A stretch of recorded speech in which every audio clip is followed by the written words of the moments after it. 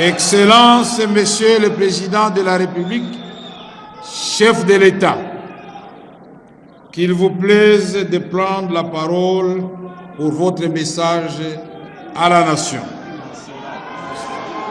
À la fin, j'ai déjà demandé.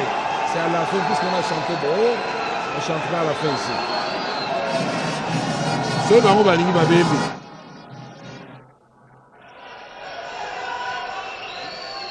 Attendu la partie importante de cette cérémonie. Le président va prendre la parole pour s'adresser à la nation devant les deux chambres du Parlement réunies en congrès. On écoute le garant de la nation.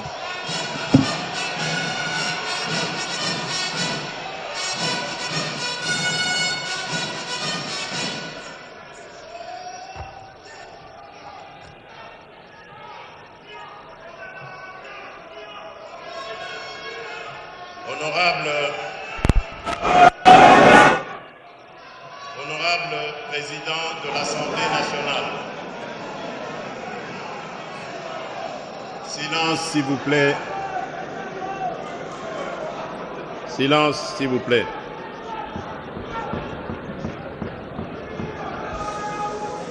Honorable président de l'Assemblée nationale, honorable président du Sénat, honorables députés nationaux et sénateurs, distingués invités, mesdames et messieurs, mes très chers compatriotes, le 20 janvier 2024, lors de ma prestation de serment pour ce second mandat à la tête de la République démocratique du Congo, j'ai pris devant notre peuple 6 engagements majeurs. Ces engagements se sont traduits en programmes ambitieux, en actions concrètes et en résultats déjà perceptibles. C'est donc en toute solennité et responsabilité que je m'adresse à vous aujourd'hui, afin de dresser le bilan de l'année 2024. Une année où, malgré d'importants défis, nous avons réalisé des progrès notables, accompli des avancées concrètes et démontré une détermination inébranlable à bâtir une République démocratique du Congo plus forte, plus prospère et plus équitable pour tous. Le programme d'action du gouvernement 2024-2028, adopté par cette auguste Assemblée en juin dernier, demeure notre feuille de route. Malgré les secousses de l'économie mondiale et les tensions géopolitiques, notre pays fait preuve d'une résilience exemplaire et s'adapte avec succès aux enjeux contemporains. Notre économie en pleine transformation présente des signes de solidité encourageants. Nous prévoyons cette année une croissance de 6%, un rythme nettement supérieur à la moyenne de 3,8% attendue en Afrique subsaharienne. Ce résultat, en dépit d'un léger ralentissement, témoigne de notre résilience face aux défis globaux et locaux et offre l'opportunité de consolider les bases d'une économie plus diversifiée, durable et tournée vers l'avenir. En parallèle, un accord préliminaire avec le Fonds monétaire international d'un montant d'environ 3 milliards de dollars fortifie notre position face aux enjeux économiques actuels. Je reconnais cependant que l'inflation constitue une préoccupation réelle pour nos concitoyens. Elle a dépassé au premier semestre le seuil annuel prévu de 11,3% en raison notamment de la hausse des tarifs de transport, hausse elle-même liée au rationnement des produits pétroliers ainsi que de l'augmentation du prix des denrées alimentaires et des boissons non alcoolisées.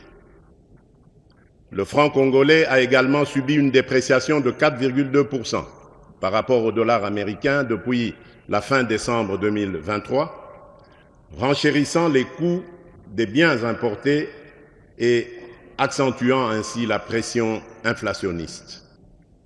Néanmoins, grâce à une gestion rigoureuse de nos finances publiques et à une étroite coordination entre le gouvernement et la Banque centrale du Congo, nous avons stabilisé le taux de change.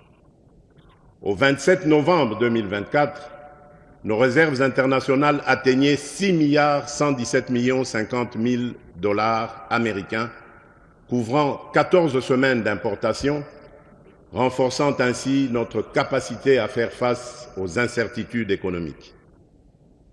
Pour répondre aux besoins urgents de la population et soutenir notre croissance économique, nous avons stabilisé le cadre macroéconomique, amélioré l'environnement des affaires et mobilisé des financements à des conditions plus favorables. Ces avancées ont élargi nos marges de trésorerie et permis au Trésor public de financer des projets structurants. Elles ont également relancé, dans le cadre d'un plan d'action accéléré, le financement de projets d'investissement essentiels, notamment le programme local des 145 territoires, le PDL 145T, des infrastructures et voiries de province, ainsi que le développement urbain de Kinshasa. De plus, l'avenant au contrat minier signé avec le groupement d'entreprises chinoises a débloqué des fonds pour entreprendre d'urgence les travaux de voirie de la ville-province de Kinshasa, dont la construction des rocades, la route Mboudi, aéroport de Ndjili, via Kimwenza et Ndjili Brasserie, ainsi que plusieurs routes d'intérêt national. Parmi ces dernières figurent les axes Mbujimai-Nguba via Mweneditu, Kanyama-Kasese-Kalemi via Manono et Luena, Mbujimai-Kabinda-Kindu, Bukavu-Goma, ainsi que la route d'Akula dans le Grand Équateur.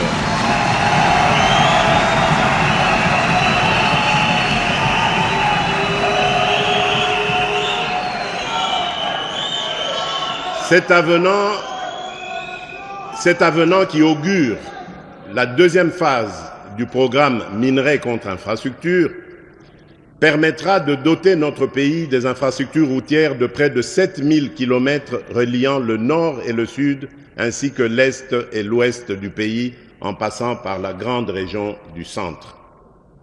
L'implémentation de ce programme dans les années à venir va contribuer à la promotion du marché intérieur, à la création d'emplois, à l'accélération du programme de développement à la base des 145 territoires, bref, à la diversification de notre économie nationale et au renforcement de sa résilience. Mes très chers compatriotes, il est vrai que la question de la vie chère s'invite aujourd'hui sur la table des décideurs que nous sommes. Je tiens cependant à rassurer la population. Dès la formation du gouvernement, après ma réélection, j'ai instruit la Première ministre de prendre des mesures urgentes pour protéger et renforcer le pouvoir d'achat des ménages. C'est dans cet élan que plusieurs mesures ont été prises, notamment la baisse des prix à la pompe, la stabilisation des prix des tarifs pétroliers et l'apurement des dettes des sociétés pétrolières.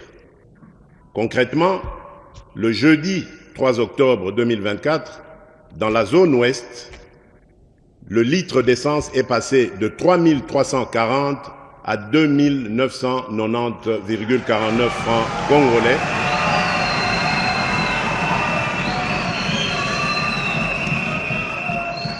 Et